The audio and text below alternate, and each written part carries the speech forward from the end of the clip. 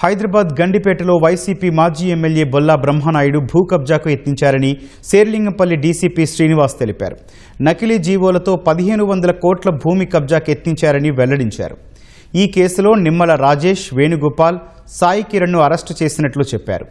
బొల్లా బ్రహ్మనాయుడు ప్రస్తుతం పరారీలో ఉన్నారని తెలిపారు.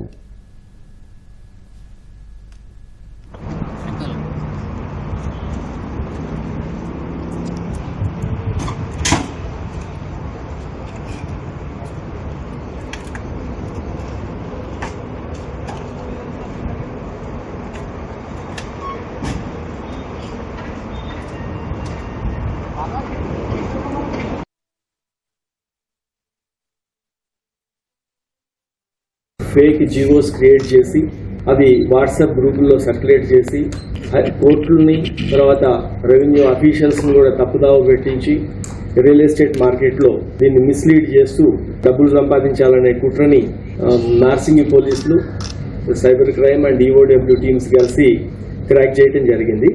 గండిపేటలో సర్వే నెంబర్ 18లో 104 ఎకరాల 25 గుంటల ప్రభుత్వ భూమి ఉంది. 1954 నుంచి కూడా ప్రభుత్వ భూమిగానే అది రికార్డులలో ఉంటూ వస్తుంది. దీన్ని అదే ఊరు సంబంధించిన నిమ్మల దశరథ్ అని చెప్పి ఆ గ్రామస్తుల్లో ఒక కుటుంబము దాంట్లోకి అప్పుడప్పుడు మధ్యలో వచ్చిపోతూ ఒక 10 ఎకరాలని ఇది మాకే వస్తుంది అని చెప్పి ఒకటి ఫాల్స్ క్లెయిమ్ కూడా స్టార్ట్ చేయటం, రెవెన్యూ అఫీషియల్స్ వాళ్ళని ఖాళీ చేయించాలనే ప్రయత్నం చేస్తున్నారని తెలుసుకొని 2012లో హైకోర్టులో ఒక రిట్ పిటిషన్ కూడా ఫైల్ చేయడం జరిగింది. ఆ రిట్ పిటిషన్ పెండింగ్ ఉన్నప్పుడే ఈ నిమ్మల ఫ్యామిలీ సంబంధించిన వాళ్ళు రుద్రరాజు, రామకృష్ణరాజు అని చెప్పి ఒక వ్యక్తికి అగ్రిమెంట్ చేయటం, ఆ వ్యక్తి దాన్ని ఫాలో అప్ చేస్తూ ఒక సునీల్ అనే ఒక వ్యక్తిని విజయవాడ నుంచి తీసుకొచ్చి ఆ భూమిలో ఒక రూమ్ కట్టించి అక్కడ పెట్టడం జరిగింది. ఇదిలా ఉంటే 2 సంవత్సరాల నుంచి ఆ రాజుకి అర్థమైంది ఇది గవర్నమెంట్ భూమి అని. అతను వదిలేసుకొని ఈ సునీల్ కాల్ చేసినా ఎవరు చేసినా కూడా రెస్పాండ్ కాలేదు.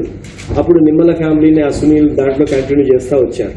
వెరీ రీసెంట్లీ అంటే 6/10/2025 లాస్ట్ ఇయర్ అక్టోబర్లో ఆ రిట్ పిటిషన్ని హైకోర్టు కొట్టివేస్తూ అది ప్రభుత్వ భూమిగానే పరిగణించింది.